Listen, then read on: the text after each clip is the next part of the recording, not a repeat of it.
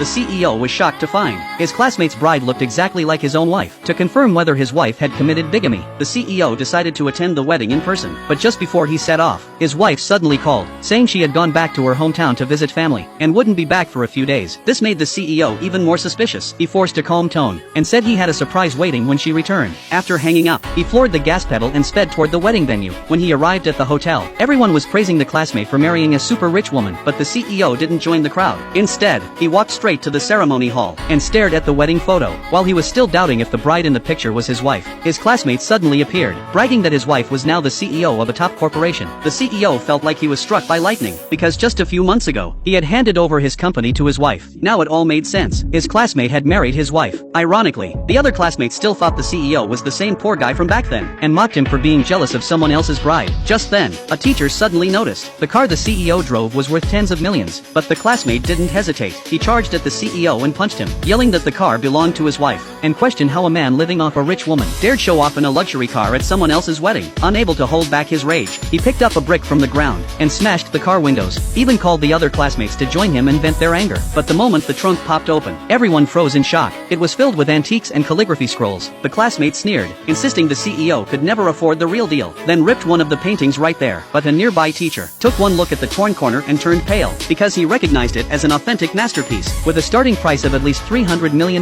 Still, the classmate wouldn't back down, claiming all the items were fake, bought using his wife's money. The CEO remained calm despite the insults. He simply pulled out his phone and made a call. The classmate cursed him for being shameless, but the CEO said coldly they would eventually pay for everything they did today. Furious at being threatened, the classmate grabbed the jade pendant around the CEO's neck. He knew that pendant was a talisman his mother had prayed for at a temple, kneeling 3 days and nights to get it from the head monk. The CEO demanded it back in fury, but the classmate just smirked and smashed the pendant on the ground in front of everyone. In a flash, the CEO's anger boiled over. He punched the classmate right in the face. At that moment, the vain old classmates all rushed in and surrounded the CEO. They started punching and kicking him together. Even the teacher joined in and took part. The CEO was beaten until he couldn't fight back. But just then, rows of luxury cars pulled up outside the hotel.